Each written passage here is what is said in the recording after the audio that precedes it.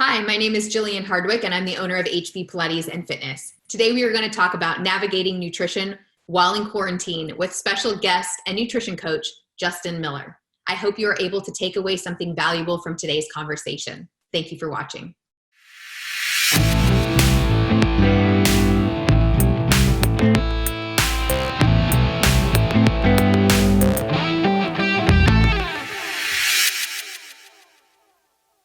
What our goal today is to do about 30 to 45 minutes of going through some of these basics. And then at the end, we'll open up for questions.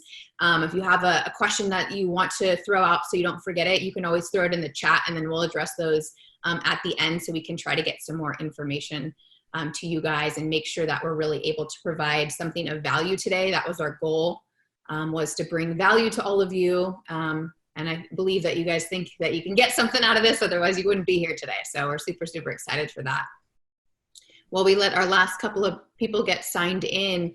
For those of you that I don't know, my name is Jillian Hardwick. I'm the owner of HB Pilates and Fitness. Our information, sorry, just got a ding. Our classes, normally we run about 55 classes a week in Huntington Beach and surrounding areas. Those have obviously been closed down for a time period, and then hopefully we'll be opening back up. We've turned everything online kind of overnight. I've known Justin for what, like 2 years now, maybe? Playing flag football for 2+ years or something. Yeah, so a lot of clients in here know that I play flag football. Justin's on my team. We've been running around in the sand for a couple years. Justin is a personal trainer and a nutrition coach. And I've been trying to collaborate with you for probably 2 years. I think right after we met, I was like, hey, come get coffee. Let's talk. Let's figure this out. I do remember that. I forget what place it was at, but yeah, we met over. Yeah, that's right. We met over, had some coffee, chatted a little bit, and finally got to do something. It was a good opportunity for sure. Awesome. All right, so we'll go ahead and just get started, guys. Again, if you're just joining us, welcome. We're super excited to have you here in class with us today. This webinar, we're set up as there's no charge for today. If you would like to make a donation, guys, we are accepting donations for the webinar, for our information. You know, Justin as well is out of work from his gym closing down for the time being. So I'll give you some more information at the end if you'd like to make a contribution or a donation for the information that we go through today. So with that being said, Justin, I'll let you get us going with intro and kind of we'll roll from there. Yeah. My name is Justin Miller. I've been, a trainer, nutrition coach for probably 20+ years now. I did a long stint with Precision Nutrition. If you guys are familiar with them, I was a assistant coach with them for like 5 or 6 years. Started working full-time for another coaching company online where I do online training and nutrition coaching for them. And then just have my own personal practice as well too. So big background in nutrition and behavioral change, behavioral psychology. So I apply a lot of that to my personal coaching practice, because I feel like a lot of us already know what to do. It's a matter of applying it consistently on a day-to-day basis, and a lot of psychology comes into play with that. So that is kind of like the gist of me, I guess, and my background for sure. Awesome. And then kind of one of the reasons that prompted us to get this going, you guys, is there's a lot of misinformation and a lot of wrong information, but also I think people, when we talk about nutrition, it's really overcomplicated. Both of us are trainers as well as, professionals in the industry. And there's a lot of misinformation when it comes to fitness as well. A lot of people think that you have to be in the gym 2 hours a day, killing yourself to get where you want to go. And really that's not the case. I don't know, Justin, what you'd think about this. A lot of people say, can't out exercise a bad diet. And I really believe there's a lot of truth in that. And we're just trying to not only educate, but I think go through some of those misconceptions. So if you want to kind of let us know what we're going to talk about today, maybe some of the touching points, and then we'll kind of dive in.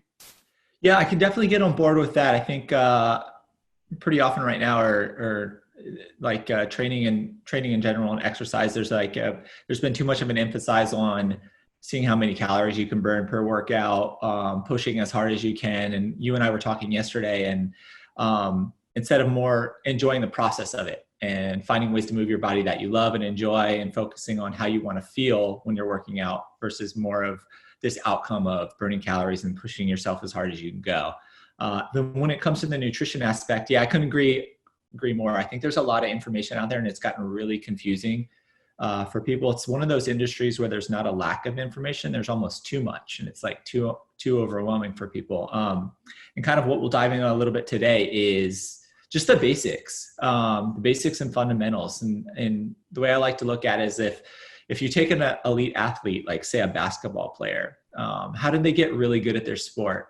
When they were younger, they started by practicing the fundamentals, and they practiced those things over and over and over again. And even after they got really, really good, they still work on those things over and over and over again. So, dribbling a basketball, passing, and a jump shot. And then once they got really good at those things, they started expanding their repertoire a little bit, and, fadeaways and dunks and whatever, but they never got away from the fundamentals and basics. And I think a lot when it comes to nutrition right now, we've gotten so much into debating minutia, like whether or not we should eat meat, and, if fruit sugar is good for you or bad for you. And it's gotten just too crazy and too confusing. And I think if we get back to the basics and the fundamentals, a lot of us will really, really benefit from that for sure.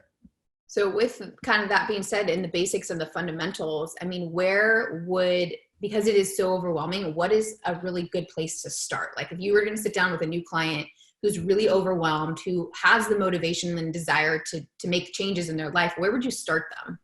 Yeah, that's a great question. And I think there's kind of like five key concepts, five basic habits and fundamentals that almost every diet or a new nutritional approach is going to agree on. And those are learning about calorie balance and energy balance. So understanding the amount of calories that are in the foods that we eat, whether they're whole foods or processed foods, and understanding how calorie balance can affect our weight and our health. So that's one key concept. The other one would just be understanding hunger and fullness cues.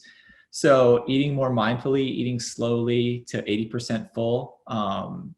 That alone right there is a great way to control calorie balance without changing the foods that you eat. Eating protein is good for our health and physical performance. Whether you prefer animal protein or plant-based protein is a personal preference, but making sure you're getting adequate protein at the majority of your meals. Veggies, including veggies at all your meals as well too. That's something that most nutritional approaches, most diets are going to agree on. And eating fewer processed foods is always a good idea, and eating more whole foods. Like someone asked about what are good carbs. Whole food carbs are going to be fantastic. So whether you prefer a lower carb approach or a ketogenic approach, but fruits and vegetables are going to be wonderful carbs. Old-fashioned oats, brown and white rice. These all can be included. These are all going to be fine, like carbohydrates for someone's diets, and it all kind of revolves around personal preference and understanding maybe those key concepts that we just talked about right there. Okay, so then if we were to take that kind of and break it down a little bit more, when you're, because you talk about the calories, I think is understanding the calories in the foods, and for that, and I mean, I think a lot of people sometimes when they come in and they want to do nutrition, they want to know like the exact numbers, and then they want to be really, really hyper vigilant. So how would we break down, like, what are some tips you would give to people that's a less overwhelming approach, that's a less obsessive approach to, hey, the calories in, the calories out, that's really what matters, but how can we do this and simplify it so we can, utilize these tools in home, in our kitchens, now that we're all cooking? Yeah, good question. And I think one thing that I'd like to recognize too is that a lot of people out there, most of us are really high achievers, and which is awesome. That's a really great quality to have. Sometimes when it comes to health and fitness though, it can sometimes be a little detriment because we want to maybe do too much, too fast, and too soon. So maybe we take on too much and try to change too much at once and kind of feel a little bit overwhelmed by all the changes that we're trying to make. It's like, it's if you're going from eating, bagels and drinking orange juice and, having mochas and lattes for breakfast, and then all of a sudden trying to go into omelets and kale and drinking water instead, it can be like a pretty dramatic change, like overnight for a lot of us. So the way I like to talk to people about it is just focusing on maybe one or two things at a time and getting really, really good at those for a couple weeks. And then once you've built some consistency around that, it's just kind of leveling up. So maybe like a first step would just be to spend like a week or two creating more calorie awareness around the foods that you're eating. And that could just be something as simple as looking at nutrition labels and serving sizes and understanding the calories that are coming in with certain foods, or maybe looking them up online. Or if you're going out to eat at restaurants, doing the same thing there as well too. Yeah. And so implementing that in home, I think, when you talk about the calorie, I think the first thing I think of is a lot of people stocked up on processed foods, right? A lot of people ran out to the stores, they got all this stuff. And the majority of people that I know or I saw, like when I even go to the grocery store now, the shelves are cleared, the produce is full. And that just may be the timing that I've gone in. But I think because of that, everybody's modifying too. So what would you recommend to somebody who has like a stockpile, of all these, kind of processed foods? I think ultimately because they're trying to eliminate going to the grocery store a lot or things like that. How do we create more awareness with kind of the given environment that we're in at this point? Yeah. So when it comes to that, like if you're already kind of stocked up on like more processed foods and stuff like that, again, kind of going back to them and creating more calorie awareness around them. And if you do have things, like a great tip that works really, really well for a lot of clients that I have when it comes to processed foods, if you already have them and maybe you don't want to throw them away or get rid of them or something, is to like pre-serving size a lot of them out. So like if you have a lot of boxed or bagged foods, like, I don't know, say you have Cheez-Its, for example, you just take those serving sizes out and put them into Ziploc baggies. So they're kind of like already ready to go in pre-portioned out serving sizes. So maybe you're not reaching in there kind of mindlessly digging into some things. I think that's a great tip, especially right now because we all have such quick and easy access, so you kind of mentioned the other day, it's like, are you eating, and just creating the awareness, are you eating because you're actually hungry, or are you eating because you're bored? Not only determining that difference, but then if you are, instead of going, oh, I'm going to open the cabinet, I'm going to grab this thing and I'm just going to stand here and have a few. And then it turns into that whole half bag is like demolished. And I know some of you guys are laughing at home because you've done this. I've done this. I mean, we've all done it, Oh yeah. One of my worst habits is standing in front of a pantry with a jar of almond butter and a spoon. Next thing I know, I'm like, things half gone. But for some simple stuff around there, if we're like talking some stuff about there, a lot of it revolves around just kind of like creating more personal awareness around what we're doing. So like simple strategies, I think sometimes we can get wrapped up in trying to solve our problems overnight, but if we slow down a little bit and create a little bit more awareness around what we're doing and why. So simple things like a good practice that a lot of my clients do is called notice and naming. So it's just a simple like little journal that you can do. So when you do eat, like if you're a bored or stressed eater, all you do is you just take a little notepad or whatever, and you jot down like the time of day, how you're feeling physically, mentally, emotionally, what you're eating, who you're with. What you can start to do is kind of see patterns develop, and you'll start to see like maybe why you're reaching for certain foods, and you'll be able to see some patterns around that simply just by slowing down and noticing these things. So I think that's a great thing. And would you recommend for somebody who's maybe just kind of getting started on this nutrition journey or really wants to create more awareness, would you recommend actually keeping like a food journal throughout the day so that they can kind of track and see what they're eating in addition to that? Or do you feel like that becomes too obsessive and too overwhelming? I think it's a great habit for most people. So like a little food journal, and super simple. It doesn't mean you need to track calories or macros or anything like that in something like MyFitnessPal, which can also be super beneficial. And if you enjoy that, go for it. But something as simple as a journal can be very, very eye-opening. Just, simple 8 a.m. breakfast. This is what I had. Oh, interesting. 11 a.m. I grabbed a handful of this without really thinking about it. You kind of jot that down. I was feeling a little bit tired. I had been working for 3 hours straight, and I felt like I needed a break, and you'll start to notice those things as well too. I think it's a great way to build more awareness around your eating habits for sure.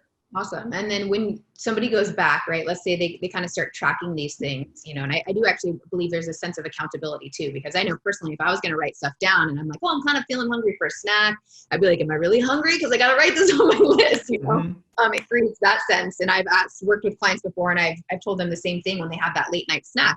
Stop and ask yourself, like, are you having this bowl of cereal at 11:30 p.m. because you're actually hungry? Is it now a habit? Are you, kind of just stopping and creating that awareness? And then I guess going back and looking at what are things that people should be looking for to maybe create more balanced meals after? Can you talk about creating maybe a balanced meal? Because I think for you and I, that might be a really simple, we know exactly kind of what to put on our plate. But for a lot of people, there's so much information that it becomes overwhelming. Yeah, if we're going to break it down like super, super simple, I think building like a really healthy template for a lot of us can be super beneficial. So, like we mentioned earlier in the call, focusing on protein and veggies at most meal is awesome. So for most women, starting with about a palm of protein at most meals, and that's roughly like around 20 to 30 grams of protein for most people. For men, about 2 palms, and that's around 40 to 60 grams of protein per meal. It might feel like a lot at first when you're first kind of hearing these numbers, but if we're eating like really whole foods that are unprocessed, it actually is. It's quite a bit of food. It's usually a lot. It's usually difficult for people to eat that much, to be honest with you. In terms of veggies, like a good fist for most women at each meal, and then for men, 2 fists. And then when I'm working with clients, I like to let their personal preference influence the carbs or fats based on what they prefer. So some of my clients, some of the people I work with feel better with a lower carbohydrate approach. So what we'll do is we'll adjust and maybe include more healthy fats. So maybe like 2 thumbs for men, maybe even more if it's needed, 1 thumb for women. And then there's other people that seem to do really well with carbs. I personally prefer that most people do eat some sort of carbs with most of their meals. They'll tend to operate better with it. And then for most women, about 1 cupped handful, which is about 20 to 30 grams. And for men, about 2 cupped handfuls, which is about 40 to 60 grams. And then just kind of building off that template. And that is basically the same plate that you would use over and over again throughout the day. And it becomes easy to adjust. Not to become too repetitive, but I would like to ask that you repeat those like hand symbols again. For those of you who are just kind of tuning in and you're maybe didn't have an opportunity, grab something to write this down, because this is, I think, really, really helpful. And this is, I think, so much more beneficial than actually going, oh my God, let me pull out the scale. Let me put this on the scale. Let me do this. You're kind of just eyeballing, and it's a simple thing you can use anytime. So if you don't mind kind of just going through again, like breaking that down between the carbs, the proteins, the fats, using your hand, so people can kind of take a moment and just write some notes down with that. I think a lot of people might, that's, I think, such a huge takeaway from this right now is knowing how to kind of balance your meal. So yeah, absolutely. Happy to do that. And I saw Norm's question. Norm, your question was great. And I'll jump into that real quick right after this. But again, kind of like a good general template. And it's not perfect, but it's good enough to start. And I think that's really important. A good place to start from, and then you can build off of that. So we'll start with women first. Protein per meal, about a palm-sized serving, which is typically like 20 to 30 grams of protein per meal. So like 3 meals a day, let's say 3 meals a day. 1 fist of veggies for women, and then 1 cupped handful, which is about 20 to 30 grams as well, of healthy carbohydrates, and then 1 thumb, which is about a tablespoon or 7 to 12 grams of fat per meal for women. And then for men, it would just be 2 of everything. So 2 palms, which is going to be about 40 to 60 grams of protein per meal. 2 fists of veggies, which is roughly about half of a plate for most men. 2 cupped handfuls of carbohydrates, which is going to be about 40 to 60 grams of carbs for most men.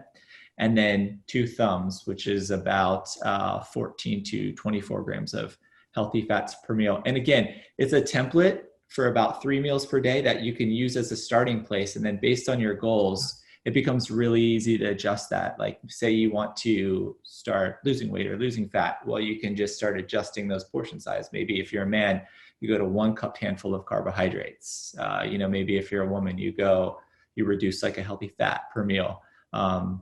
And you can go from there, but it gives you a nice starting place. It's an easy place to make adjustments for sure. Awesome. And then I would like to touch on this, if you're okay, if you can give some more information, just based off of some of the women that I've sat down with when we talk about carbohydrates. Is a lot of people, women and men, they come and go, I'm eating no carbs. This is great. I'm eating no carbs at all. And I think there's a misconception that a carbohydrate is a piece of bread and a processed food. So immediately people cut all of the carbohydrates they could ever think of out of their diet. And then I find that they really struggle to be able to stay physically active at the caliber that they are, so talking about maybe just some examples of good things that people can try to reach for those healthy carbs.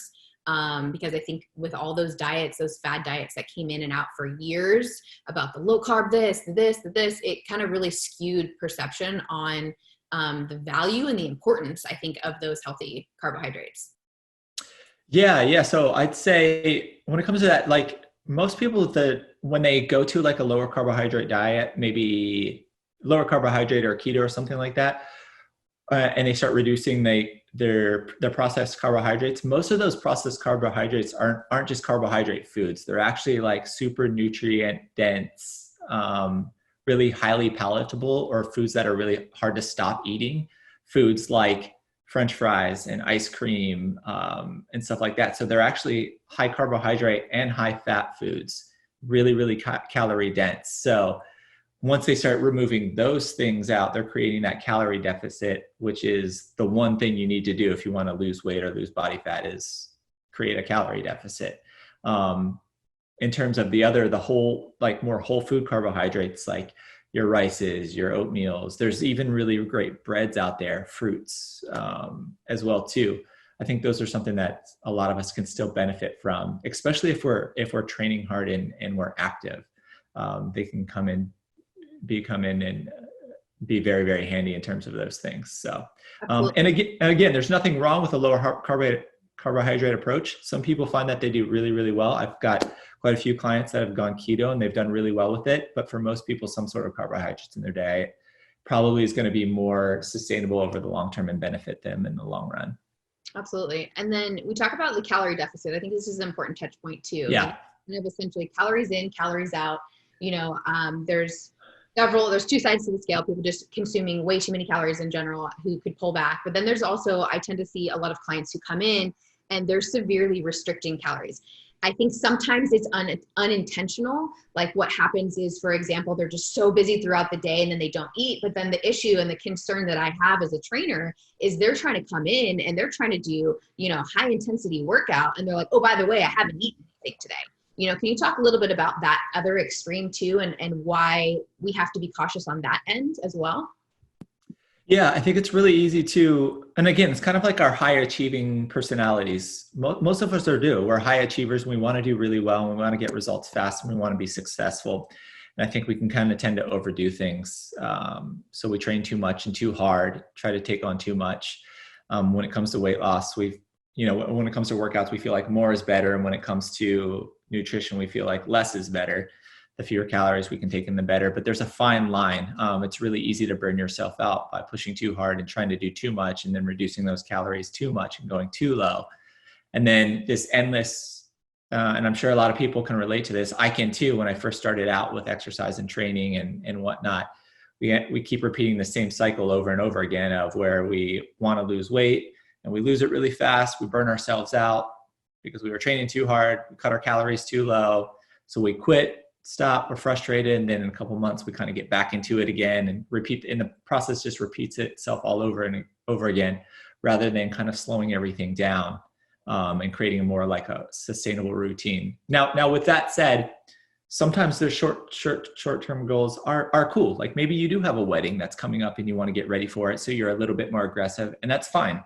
But I think it is good to think of it like on a broader scope for sure. So what are some like signs or symptoms then for somebody who may not be fully aware, or maybe unintentionally they are like restricting their calories too severely? Like what are things that they could notice? I mean, just simple things that they may notice, whether it be throughout their day or throughout their workout. Like what are some things they can stop and acknowledge that this may actually be a sign they're not getting enough nutrients? And I ask this not just for the client who maybe isn't eating enough, but I also have a lot of instructors and peers. And as you know, like in the industry, we're super active. And I think sometimes struggling to get enough calories is actually an issue on the other end for some of those people. Yeah. Fatigue for sure. Definitely. Moodiness. That's definitely one to look out for as well too. Any sleep disturbances as well too. Like if you're having trouble sleeping, or maybe even elevated, if you're notice you're feeling a little bit more stress, inability to recover from your workouts, especially from where you were maybe like a few weeks before or months before. If that's okay on that one, I think that's a really, really big one, because that's another misconception in the industry is a lot of people think if I'm not so sore after my workout, it was not a good workout. So when you talk about inability to recover from a workout, I think that's a huge indicator of, can be an indicator of a lot of stuff, overtraining or perhaps not getting enough of the nutrients. Yeah. The training part of it's an interesting one too. Like I love moving my body in a bunch of different ways. I love strength training. I love taking a good buddy of mine runs a F45 and I love going and doing circuit training in there, yoga, flag football and stuff like that. But yeah, when it comes to the training aspect of it, I think we've treated exercise as like, it's only good if we sweat, if we get sore, if it lasts a certain amount of time. And that's not really an excellent description of what a good workout is. The workout should be, you should feel good afterwards. You should probably feel like you can do a little bit more, should put you in a good mood. So I think there's some different ways to look at exercise beyond that for sure. Yeah, I think that's a great touch point as well, because I think there's, by nature of like we all want to be high achievers, is that there's that conception that if I didn't sweat today, if I'm not sore for 4 days after the workout, and ultimately our goal is we want to be able to recover quickly so that we can perform again and perform at a pace that we can sustain or maintain or things like that. So I think that's a really excellent point on that one. Yeah. If you're getting better and you're getting stronger and you're making progress with your workouts, and more importantly, if you're enjoying them and moving your body in ways that you love and enjoy, that's, I think, a good measure of progress and of a good workout. Yeah. Awesome. So with kind of the touching on the workouts too, you gave us the breakdown of like how you can set up your plate and how you can set up essentially your macros using your hands and things like that. For somebody who does start to increase their workouts, or decrease their workouts, essentially, how do you, or maybe this is too in-depth for what we're talking about today, but what would you encourage them to do to make sure that their calories in and calories out now aligns with the increase of physical activity or the decrease? Because I think, this could actually be very relevant to quarantine right now too, is a lot of people maybe aren't quite as active. So instead of starving themselves, how do you recommend making some subtle changes so that they're able to adapt their movement with their nutrition? Yeah, I love this question. I think one is to always assess what you're doing. If you're not assessing what you're doing, you're just guessing at whether it's working or not. So I'm a big proponent, a big fan of, and again, this is all like personal preference for people. These are just suggestions. You kind of do what you're comfortable with.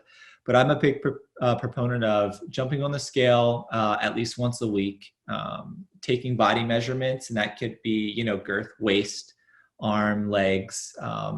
Photos are also wonderful because sometimes your weight and those measurements will be a little bit stubborn, but your body might change aesthetically as well too. And again, this is based around your personal goals, but that kind of allows you to see what's going on and allows you to make changes to your nutrition, your training based on some of those markers. And that goes beyond that too. Like maybe you're interested in getting stronger as well too, or maybe gaining weight and putting on muscle as well too. So, but always assessing what you're doing so that way you're not guessing at what you're doing is working well or not. And I think that's a really, really great place to start. And then from there, based on your goals, you can kind of adjust nutrition and training around that. I think that's a great thing. And I know a lot of people are either really for the scale or really against it, but I like that you brought up the different facts of not just the scale, but you have the circumference measurements and you have the photographs. You don't have to put these photographs online, you guys. You don't have to share them with us. You don't have to send them to us. They're for you to kind of look at and evaluate. And I think those circumference measurements, if you're going to weigh yourself, I usually recommend for all my clients that they do take their circumference measurements around their bodies with different places, because I think that is usually more accurate. From what I see initially, people I think get frustrated if they don't see a massive drop on the scale after a week. However, if they've made some subtle changes and they take a waist measurement circumference, they may see an inch drop over that week from some of those subtle changes that they make. So utilizing more than one resource to kind of track, I think, is a really, really important thing for that. Typically, just in case you guys do want to jot this down, I mean, you can tell me what your thoughts are for circumference. Usually, guys, for circumference, when you're measuring, we're talking about, using a, what's it called? I'm not going to say a measuring stick. You could use like a, there's a myo tape that you can get, but there's also even just like a fashion designer, whatever the tape they use. I forget what it's called too, but that works fine. Yeah. So the spots that I would recommend for clients that I go through, this just comes from my training and I always add one more, is you do your neck, you do right at your Adam's apple. You start there. We go down, we do your chest. I'm going to stand up. It's going to get weird, but it's cool. Right at your nipple line. Second one down from there, I always do waist. The way my training book said to do it, I know there's a little bit of background, but the most tape measure, thank you. Yeah. Yeah. Right at your waist, we do the most narrow part, you guys. So when we talk about a waist measurement, when you're doing this for body circumference and tracking, this may flux and adjust as your body weight goes up and down. So you do the most narrow part. And now here's one that I've added that I found actually a lot of success. I always add the belly button, and I add this for women because as women, we carry more body fat near that midsection. That's how we're designed. We're supposed to do that. Is I add that measurement literally at your belly button. That one's, I tend to see the most significant changes pretty quickly. Then you go down to your hips. We're talking like the roundest part of your bum. So right around the roundest part of your bum. Then pick a leg, same leg every time. So I would do right side and right side always. And then you're going to do your thigh. There's different ways to do it. Sometimes they say the roundest part of it. You want to be consistent. For me, with clients, I found that tracking about 7 inches up from the kneecap was the most consistent one I could get. If you have a different thought on that one, you can do whatever, or you can let me know your thought on that. Calf, the roundest part of your calf. And then you do your bicep. You do the roundest part of your bicep, but relaxed. And then whatever measuring tape you're using or measuring device for consistency, use the same one the whole time. If your husband or your friend or your daughter measures you, make them measure you every time. You want to keep as much consistency as you can for your results for that. But just writing that down, jotting that down is, I think, super helpful. And it's shocking to see sometimes some of those changes. And like Justin said, having multiple places to measure and track yourself between photos or jumping on the scale, I think is really, really helpful and can be very successful. So those are the areas that I would recommend. And when I work with clients, that's where I'd measure you at. And just to add to that, like outcome-based goals like that are wonderful because they're really, really exciting when we achieve them, but they're also things that we don't necessarily control. Like you can jump on the scale and you don't really control the weight that's there. You only control the behaviors that can lead to that weight loss or that weight gain or the body fat loss or, changing in your waist measurement. So tracking your behaviors as well too, and measuring if you're doing the things that you actually control that will consistently enough to lead to those outcomes, like whatever it might be, like I'm getting my 10,000 steps in a day, 5-6 days a week. I'm eating, protein and veggies at the majority of my meals, 90% of the time. And those things that we actually control. So I think it is a good idea to track your behaviors as well too, at least if you have very specific goals that you're trying to achieve. Yeah, I think this is really important. And I really appreciate that you bring the behavior component into this and the mental component, because I think it's a factor that is so frequently overlooked, just the whole component. It's a lot of times people think, if I just make all these changes in my diet and I do all this stuff, and they're not asking themselves why, or they're not reflecting a little bit internally before they are eating, or it's the behaviors that led to certain things. I think that's just so important. So I really appreciate that you're bringing that up. I think that's a very, very overlooked thing, and it's a very simple thing. It's like people want that magic pill and that magic thing, and it's like, no, we got to stop and look in the mirror, and kind of ask and check in, do a quick body check. Why are you doing this? What led to this behavior? And I think that can be really impactful when you're talking about making some changes with nutrition and kind of setting yourself up for success. Yeah. And it's really, really powerful because, again, those are the things that you actually control versus those outcome-based goals, which we don't control. And it can be very, very frustrating sometimes when you feel like you're doing all the things that you need to be doing to be successful, and it's just not showing in these outcomes. But then if you can look back at your behaviors and see like, I wasn't as consistent as I needed to be, or here's some areas for improvement. Here's some things that I'm doing really well that I can keep up. That can make such a really, really big difference. Yeah. And that's a huge key point. Someone just jumped in on setting realistic goals. I think is key, is not jumping in and saying, okay, oh my God, I want to lose 20 pounds overnight. It's like, and maybe that's actually a great lead into a good question is, how do people, because I'm sure you see this a lot, nutrition wise, like a common goal, most likely, I feel like weight loss, right? That's just a key word for a lot of people. A lot of people want to lose weight. How do you recommend that they set up a basic structure to that? Like how would they judge what's reasonable? And this might be, again, more in depth where people should be seeing you on the side one-on-one. But how do you cue them in the right direction when someone tells you they want to lose weight? safely and sustainably? Yeah, this is a really good question, and it would depend on the individual person. One, I think, is to really understand and it kind of moves a little bit beyond the weight loss specific aspect, but really understanding your why or your deep reason, like why that's important to you. Why do you really want to lose that 20 pounds? And it's usually because we want to feel a different way. We want something more internally. It's not so much the weight loss, but there's something we're hoping that's going to give us. It's going to make us feel a certain way. Maybe it's more comfortable in our own skin, or maybe our more confidence when we give a presentation at work because our belly isn't hanging over our belt, or something along those lines. There's usually a deeper, more internal reason than that like external goal. So really diving into like someone's deep reason for that. And then outside of that, generally speaking, realistic goals around like weight loss and stuff like that. And again, it depends on the person. Someone that's much heavier or really overweight can obviously create a greater weight loss in a shorter period of time than other people. But typically, like half a pound to a pound a week is probably going to be a good steady rate of progress for something along those lines. But again, it'll depend on the individual, where they're at, training history, and whatnot. For some it might be faster, for some it might be slower. Yeah, absolutely.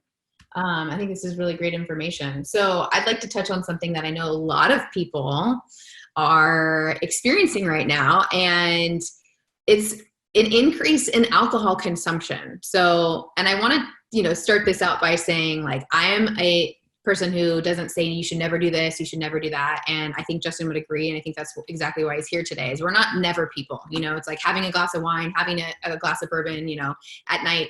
But the impacts of alcohol, not only for this quarantine and how to maybe create awareness or how to make sure that people are mindful of that, because I think it's really easy to turn something that's normally a weekend. Oh, it's Friday night, I'm going to have a beer, I'm going to have a glass of wine. And all of a sudden it's like, oh, I'm having a glass of wine every night, or 2 or 3 beers a night. Like, how do we, can you maybe give some information or insight on, I think some of that too?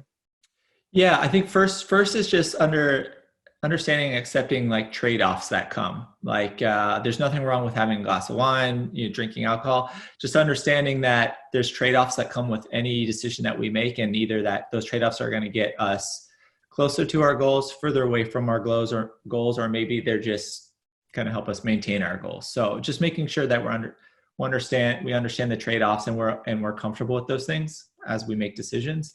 And then two, I really like the idea of setting if-then strategies around things. So yeah, like I like having a good glass of wine, a good glass of whiskey with friends and stuff from time to time. But you can set like if-then strategies. So like if I have a glass of wine, then I'll follow it up with a glass of water. Or if I have a glass of whiskey, then I'll follow it up with a glass of water. And then if you want another one, hey, go for it. And then you follow it up with another glass of water after that. And again, understanding the trade-offs that come with having that extra glass of wine or that extra whiskey. And then building small like behavioral changes around that, like we were talking around earlier. Like say you want to drink a little bit less, and you have a glass of wine 6 nights a week. Maybe the next step to that is monitoring your progress around, see if you can have 5 nights a week, and then 4, and then 3, and then seeing how you feel about that. And maybe that's where you want to be. Maybe you just want to have 2 glasses of wine a week, but maybe you're a type of person that actually wants to have a glass every night, and finding ways to fit that into your nutrition and your health and whatnot. Yeah, and you talk about the trade-offs, and I'll have to make sure you guys have information of how to follow along Justin, because he posts really not only a ton of like blogs and articles and things. There was a really funny visual you posted the other day, and you talked about trade-offs. It was like had all the food, and he used emojis, and this was what comes to mind. And I'm such a visual person, so it was like, okay, here's the number of calories that you can consume in one day. And like used a bunch of emojis, and it was like all healthy foods, a ton of stuff. And then it's like, you can get to that same number of calories with a bunch of healthy foods. And then maybe there's a piece of pizza in there, right? Mm-hmm. Hit the same number, right? And then there was another line of the same number of calories in the day, all the healthy foods, and then a glass of wine, and then you went way over because all you did was eat pizza, wine, beer, and all these bad things. And I think, seeing those visuals, I think is really helpful as well too. So, yeah, I think that's good. I mean, I think there's a lot of really great takeaways from the information. this today. So I think this is good information. So I hope you guys are able to feel like you're taking something from this. We kind of mentioned, Justin, if there's another subject you want to hit over here, let me know. But I know we had kind of mentioned, let's keep this like 30, 45 minutes at most, and then kind of open up some dialogue for more conversation. Maybe before we open up for questions, just to kind of summarize a little bit of some takeaways you guys can take home with you today. So that way, if you decide you want to hang out and ask questions, you're good. If you decide you want to jump off this conversation, then you'll have some things to think about. I think one of the biggest takeaways is that awareness and just stopping and being aware and acknowledging why you're eating and when you're eating. Maybe that's, you mentioned like the notes and the journal, or just jotting some things down, kind of doing that self-reflection, stopping and utilizing the hand things that he gave us, right? Just when you're making your meals at home, is when you serve yourself that plate, try to use some of those tools, I think, as a good baseline to just get a good idea of how much of what you should be consuming. The snacking one, I think, was huge. You talked about today. Snacking meaning, like, instead of taking that box of crackers to the couch with you, pre-serve it out, get your serving size, put it on your plate, put that box away, wrap it up, put it back in the cupboard, go sit on the couch, have your snack. And then if you need more, it's a process. You have to get back up. You have to walk back over. So it's essentially, you're kind of hacking your life and your system. I think that was really, really great takeaway. And then being able to just stop and have those measurements as well. We talked about, right? Kind of measuring, whether it be scale, whether it be circumference measurements or photos, is using these things and really going back to the basics, I think, is scaling this down to be so much more of a simple thing instead of, an entire lifestyle overhaul. So those were kind of the takeaways. I think a lot of people, I jotted some notes down. I want people to take with them. With that being said, what, any takeaways or like last kind of tips before we open it up for questions that you think? Yeah, really, for one, for sure, is creating calorie awareness. And that it doesn't mean that you have to track your calories to be successful, but creating calorie, because they do matter. That is what's going to determine whether you gain or lose weight or maintain. So creating as much calorie awareness as you can. And it might just be as simple as just learning about your foods that you're eating, whether they're whole foods or processed foods, looking up nutrition information online in terms of serving sizes and how many calories there are, reading labels when you go out to eat, looking up the nutrition information, and creating awareness. Awareness goes so long, and we're really bad at estimating how much we're eating. So just creating calorie awareness. And the other one is the one that we didn't talk about, but that I'd like to kind of leave with people is, you don't have to change everything overnight. And a good way to approach it is just trying to be a little bit better or 1% better every day. And over the course of a period of time, that really can go a long way. So you can look for like simple swaps. Like maybe you are going out for fast food, but instead of like treating it as YOLO, I'm going to get fast food, I can't do well here. What's maybe like a simple swap that you can make? Okay, instead of the fries, I'm going to get this fruit salad instead, or instead of the double cheeseburger, I'm going to get the single. Is it perfect? No, but it's 1% better. It's a little bit better. And you can, changes like that change your identity. And when you start changing your identity, you start to make better decisions more consistently. So I think that's huge. And I think that's a really big thing, because a lot of people want to go all or nothing approach. And I think that's where, when it comes to nutrition and diet and lifestyle, is a lot of people fail, is they go to the extreme and it's not sustainable. And I think, that is a huge, huge takeaway of, starting small, and those little changes, those that you make, you may not see a change on the scale overnight, but long-term, it's going to be something you can maintain and sustain potentially for the rest of your life, which I think at the end of the day is a better choice to make, one or two little manageable changes daily, as opposed to, a huge overhaul overnight that may work for a week, but when you go back to reality, again, kind of doesn't get you to where you want to go. So I think that's a big takeaway. Absolutely. And Norm just mentioned it in the comments here, is taking steps in the right direction, but also acknowledging your steps and those small wins. A lot of my clients use something, we call it the jar of awesome. And it's a silly name, but literally a lot of my clients have a clear jar that they keep at home. And every day that they have like a tiny small win towards their goals, whether it's nutrition or fitness related, they put a marble in that jar. And it's just a visual representation that they're doing something every day that they can be proud of. And it really, really goes a long way, recognizing the wins. It's really, really easy to get wrapped up in our mistakes and our failures. And it's really difficult, I think, for a lot of us to recognize the small wins that we have on a regular basis. So creating visual representations of those and honoring our wins can be really, really powerful and stuff like that. It can go a long way.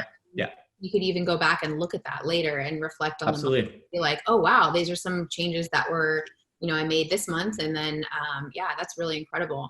So we want to open it up to questions, you guys. If you have questions, I see in one of the you can leave a comment down in the questions Q&A below, or you can drop a comment in the chat.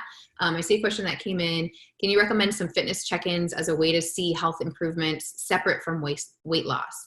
Megan, can you maybe specify a little more on that? Or unless, Justin, you have full understanding on that one.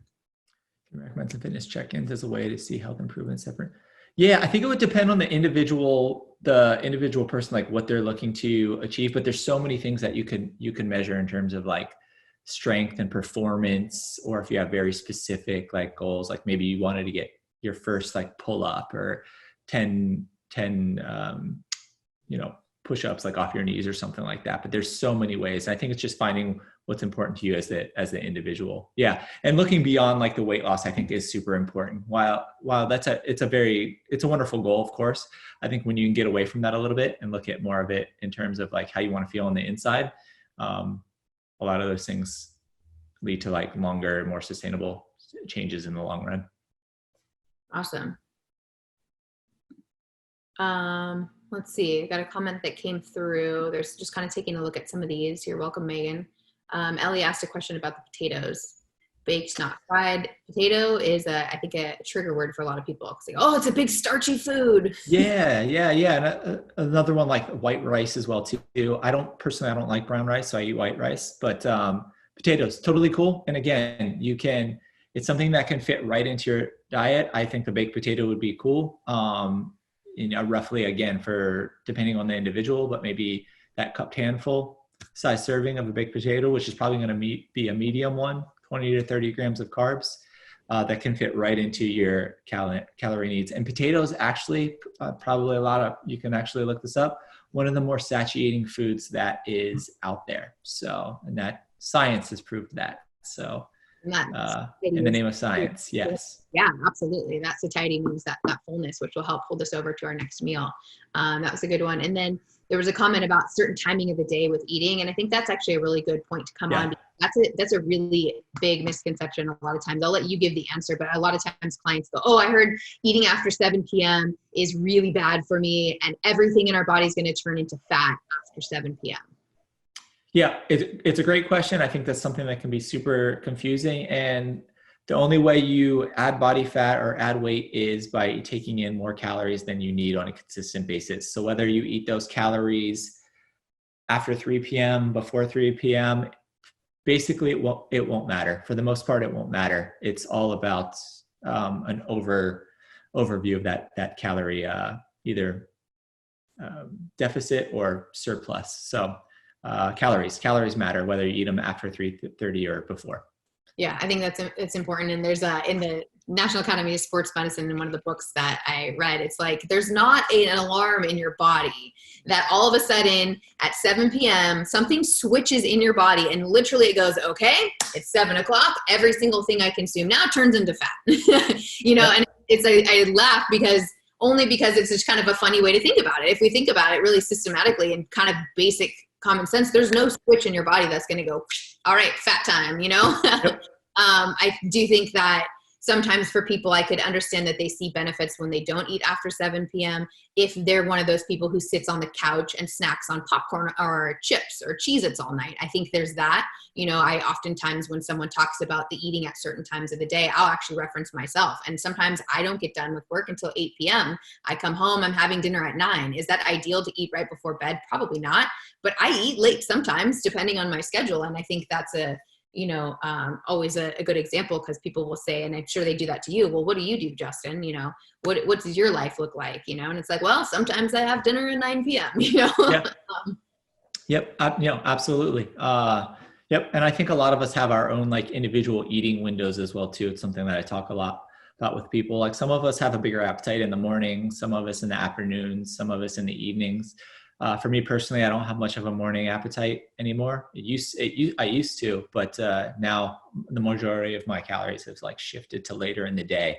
I don't eat like larger breakfasts and stuff like that. So again, it's probably going to be dependent on the individual for sure. Absolutely. And then I know this is, set up as kind of talking about nutrition, but we did touch base on this yesterday. And I think it's a good point to kind of bring up, because a lot of the people who are here in this conversation today, or will be listening to this conversation later, are coming to us as, clients or people that we know who are very active in the fitness industry, or maybe want to be more active just in their daily lifestyles, is talking about building that entry level. You talked about, sorry, excuse me, I'm trying to get to the point, Jill, about the frequency of the workouts as well. So when we're talking about overall coaching and you're working with a client who maybe hasn't been that active, setting them up on how we get them going and how many workouts they should be doing, and a good way to add volume safely. Yeah, one of the first, when I'm working with people, one of the first things I like to introduce them to is something. I like to think that I invented it, but I'm not really sure if I did. But it's called meaningful movement. So even before like we start actually exercising and working out together, I like to present them with this concept. It's called meaningful movement, and it's just finding ways to move your body that you enjoy and that you love, because it doesn't take motivation to do it. Exercise sometimes, training, whatever, can get boring, monotonous. But moving your body in ways that you enjoy almost never does. So finding ways that you like to move, whether it's surfing, dance lessons, rock climbing, yoga, Pilates. Maybe you do love strength training and that's your meaningful movement. Walking your dogs, whatever it might be, however you like to move your body, do more of that and just do as much of it as you can tolerate. And then when it comes to the training, starting with less is better, because there's plenty of time to ramp up. So, 2-3 days a week or something like that, and slowly building up from there so that you'll burn yourself out for sure. Yeah, I think that's huge. And I think it's also more sustainable that way. So same thing, when I sit down with a new client and, well, how many times do I need to work out? Well, it shows the more you work out, the more you might see results, but that's not sustainable. My goal is long-term. What can we implement into your life that you can continue and sustain for a longer period of time, 2 or 3 days? That is something that is sustainable when we go back to normal, when we go back out into the wild, as I say, right? Mm-hmm. We're out of this quarantine. What is something that you're going to be able to maintain and sustain when things with this new normal? I don't want to say when life goes back to normal, because life's not going to go back to normal. We're going to have a new normal, building back into our work routines and leaving the house again. And I think that's a really, really important factor there. So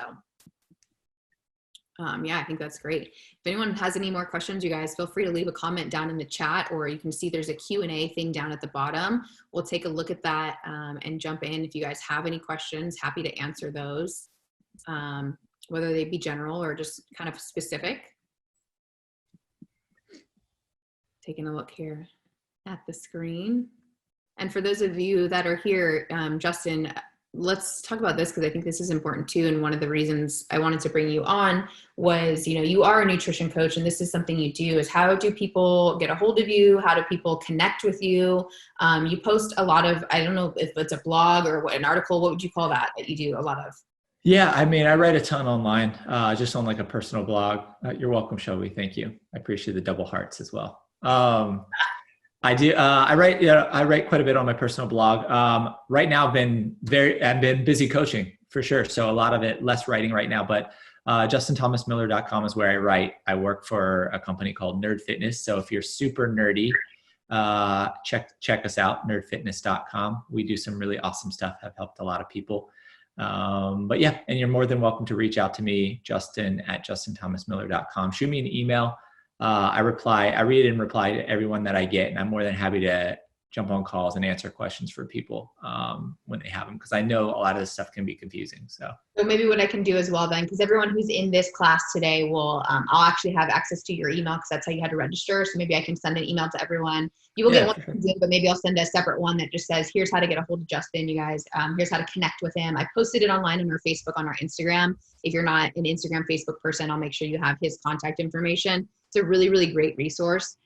for that, all this information as well. So I want to make sure you guys are able to get in contact with him. This is his thing. This is what he's good at. And this is why I wanted to bring him in today, was not only to introduce you guys, but so you guys have a resource to stay connected and get some new ideas, some fresh ideas. So I think that's really big. I see a question coming in from Megan. Is it possible to offer the recording as on-demand classes again? Because this was amazing and I'd love to be able to rewatch it and share. So this is actually being recorded now. We are going to have it available. We'll make sure that we can post it or share it somewhere so that we can, I love that you want to watch it again. That's great. That makes me feel like you guys are getting something of value from this. And then as well to be able to offer to people who maybe couldn't get this information and wanted to be able to jump in. I see a question coming in from Jessie. So Jessie's one of our instructors, not to call you out, Jessie, but just so you know her activity level. Super active. She's a dancer. She's a professional dancer as well as an instructor. And talking about nutrient timing, best time to eat before, after a workout, how long, things like that. Yeah, some of these are tough to answer because it depends on the individual. I think you can kind of play around with it. Like eating before a workout for me is going to be super, super difficult. I like almost as much time as possible for me, like 2 to 3 hours. But again, it depends on maybe what I'm jumping into. If it's like a long run or if it's something short and intense. And then in terms of after the workout, I just allow my appetite. I've always, for me personally, and I typically recommend it for most people, just to let your appetite dictate when you eat. Like I do not eat right after a workout. I just allow my body I just pay attention to my appetite and hunger cues. When I feel like it's time to eat, that's when I'll eat. And I know there's, the window, the 30-minute window and stuff like that. You can argue kind of back and forth about that. I just prefer to eat when I'm hungry and not when I'm not. So yeah, and I actually tend to fall on the other side of the scale with that one, where I am somebody who wants to have something in my system right after a workout, even if it's a protein shake. And again, listening to hunger cues, the reason I'm like this, and sometimes I encourage with clients, but is that I will notice I'll bonk or I'll crash and I will have a significant decrease. And if I personally, this is a personal thing, if I don't have something after an intense workout, especially like when I used to cycle for 4 to 6 hours, I get off my bike, I literally will, it's interesting. They call it bonking or crashing. It's a real thing, and yep. That as well too, or for me, after workout is at that time, listening to my hunger cues is I also sometimes will have that workout and I won't have my next meal for a couple hours. So I know that if I don't get something in my system, that I feel like I'm kind of falling behind. So that's a good point. I like that point of listening to your hunger cues and using that. If you're somebody who literally is going to barf after you work out because you force something down, don't do it,